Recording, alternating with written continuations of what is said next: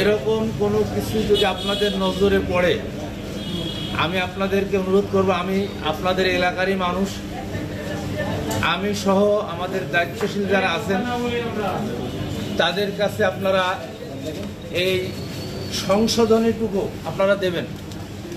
আমরা চাই, আমাদের আমিরে জামাতের কথা আপনারা শুনেছেন, আমাদের আমিরে জামাতের বক্তব্য আমরা সকলকে সাথে নিয়ে আমরা এদেশের জনগণের খাদেম হতে চাই, আমরা এদেশের জনগণের শাসক হতে চাই না।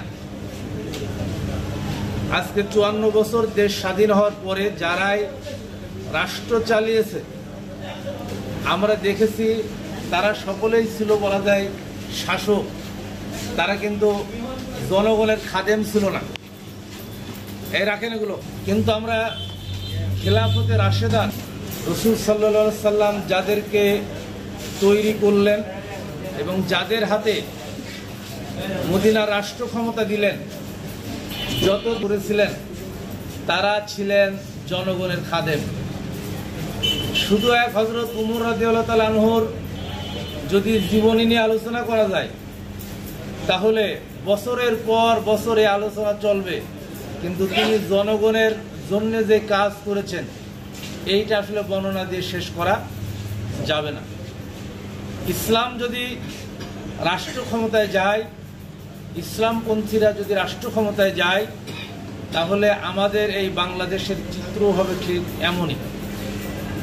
আমাদের যিনি এই আসনের প্রার্থী এবং আমাদের আমিরে জামাত থেকে শুরু করে নিই সকল নেতাদের, সকল দায়িত্বশীলের একই বক্তব্য, আমরা জনগণের খাদেম হিসেবে কাজ করতে চাই। এবং আমাদের আমিরে জামাত কথা বলেছেন যে যদি আমরা রাষ্ট্র ক্ষমতায় যাই, রাষ্ট্রের কোনো প্লট ফ্ল্যাট এই দলের কোনো এমপি গ্রহণ করবে না, রাষ্ট্রের কোনো গাড়ি, শুল্কমুক্ত গাড়ি আমার কোনো এমপি ব্যবহার করবে না, এবং যেটা বলেছেন সেটাই বাস্তবায়ন হবে ইনশাআল্লাহ। আমাদের দুইজন মন্ত্রী ছিলেন, আপনারা জানেন ২০০১ থেকে ২০০৫ পর্যন্ত এই দুইজন মন্ত্রী সফলভাবে তাদের দুইটা মন্ত্রণালয় চালিয়েছেন, সেখানে কোনো দুর্নীতি খুঁজে পাওয়া যায় নাই।